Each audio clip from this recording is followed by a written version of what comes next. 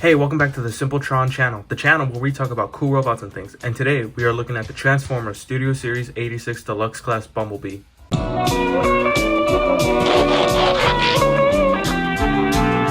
Now, our pal Bumblebee here is one of the first names, if not the first name that you think of when the topic Transformers is spoken of. Plus, he was one of the few cast members that was actually spared in the massacre that we call Transformers the movie. Now, since Bumblebee is so important to the whole Transformers franchise, you would think Hasbro would make a good figure out of him.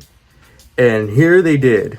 Now, as for our little robot here, I got this figure about a week ago. Ran into a Target not that long ago, he was there, and of course, as the Transformer consumer that I am, I bought it.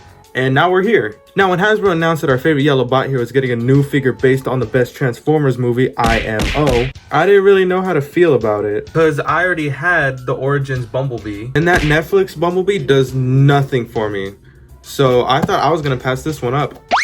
Now, when Hasbro dropped the stock images on this new figure, I was kind of in the middle of liking it and not liking it. Now, I say that because of the mismatching paint on his chest with the plastic yellow and the paint yellow looking different, like Earthrise Sunstreaker, and his sideline looking out of proportion. But of course, I saw some reviews, and before you knew it, I was intrigued. I was so intrigued that, in fact, I went to Target every day for almost 2 weeks to try and find this figure. It's the mindset of a maniac, I know, but realistically, where's the line from a maniac and a Transformer collector anyway? And may I say that this figure is the best G1 style mainline Bumblebee out there. But regardless, I love this figure and I'm sure you will too. It's even better than Origins Bumblebee, and this is as G1 as it gets. This figure just works, man. Extremely accurate to that Transformer movie that killed everyone. Not even Masterpiece Bumblebee looks this good. Both of them. So a major difference between this figure and its Earthrise mold is the parts forming. That's right, when you transform this little guy, everything comes together. Unlike its previous mold, you don't have to take out anything. And many people are thrilled that Hasbro has finally fixed that issue. But as for me, I'm gonna speak my piece on it. I don't really mind parts forming. It never got me angry or like bothered like how other people did, but I will say I can live without it. But it's the little things Hasbro added to this figure that makes me love it. Like the way his emblem just shines brightly on his chest. The way his clunky feet are clearly the front of the car. But even then, the detail they added to his car feet is made out of a beautiful yellow plastic with shiny bright lights and a subtle gray bumper. Another unique thing about this figure right here is under his feet. When you turn him over, these flaps right here are his real feet. This is what's holding him up.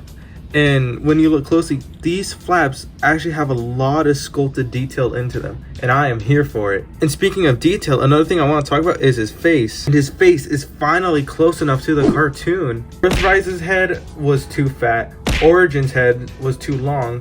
Meanwhile, this one is just perfect. Now, another thing that I love about this Bumblebee figure is the fact that it could fit perfectly into any display that you put him in. To me, this is not a Bumblebee figure. This is the Bumblebee figure. But that also probably plays into the factor that G1 is my jam. Now, not only does this figure look great, but it also feels great. So for articulation, we'll start with the head, and it could do a full 360. He can look down that far, and he can look up, not at all.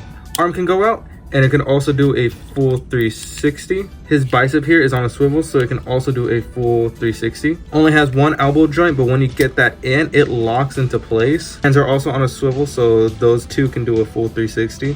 Now for legs, they can kick back that far, can also kick forward that far. Legs are able to split out that far. The leg here is also on a swivel, very tight swivel, but it's there. Now for his legs, his knees can bend forward that far, but also due to the transformation, they're also allowed to bend backwards that far. However, we're gonna start talking about an issue on this figure that does annoy me. When you try bending his knees, you have to bend them a certain way, because if you try bending him like any other figure, his legs will go back that far, and that's due to the transformation. It can get annoying at times, but if you just hold it down and then try bending him, you are able to bend the knees, but you just have to do it a certain way. A little annoying, but we'll still live. Now, he has an odd ankle pivot as well. I say it looks odd because when you pivot his ankle, it looks like half his leg is pivoting, which just doesn't sit right with me. Other than that, that's pretty much it. His posability is just simple and perfect. There's no other way to describe it. But since he also has the modern day Transformer articulation, it is also great to pose. What's also great about this figure is how well it scales with the rest of the figures. Here's Cliffjumper, Hound, Jazz, Megatron, Optimus Prime, and Ultra Magnus. Now, as we know, for G1 Bumblebee, his alt mode is a very round, small beetle, and this figure's car mode is extremely tune accurate. But don't take my word for it, see it with your own eyes, and then criticize my judgment then.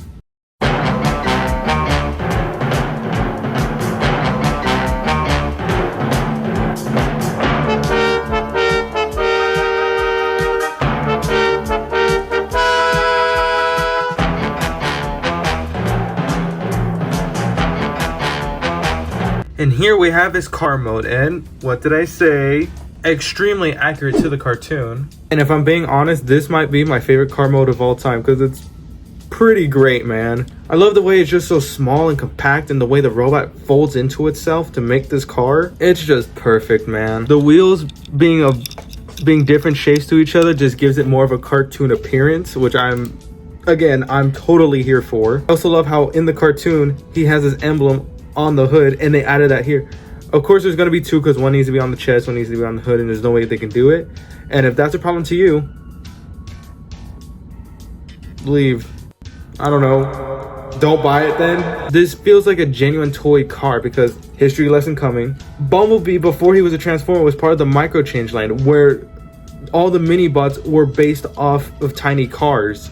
So this feels like a genuine tiny car. Like, if you gave this to me as a kid, I would have no idea that it's a Transformer. That's just how good this car mode is. It is just magical how good this looks. Like, this car mode is just peak. It just fits in with the rest so well. The way it's just so small and can fit in your hand perfectly. The way you can just slide it into your pocket and take it wherever you go. This is, to me, in my opinion, the perfect Transformer toy. If only I had a Spike to recreate that infamous scene from that movie. You know the one. Oh wait, actually. Hooray! We've done it! Look! It isn't even dented! Oh shit, what are we gonna do now? It's honestly crazy how good this figure is for a character that was sidelined heavily in that movie. Studio Series 86 is just knocking it out of the park.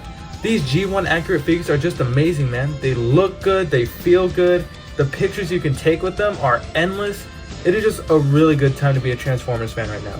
So if you find this dude on the shelves at your local Target, Walmart, GameStop, wherever you go, get him. You will not regret purchasing this figure. Well, that's it for today. I hope you enjoyed today's video. Please like and subscribe, comment as well. I would really appreciate it, and it would really help this channel grow. If you enjoyed today's video, or even my content in general, don't hesitate to come on back, for I have a lot of reviews planned for the near future. Anyway, have an amazing day. Thank you so much for watching, and I'll see you guys on the next one. Peace out.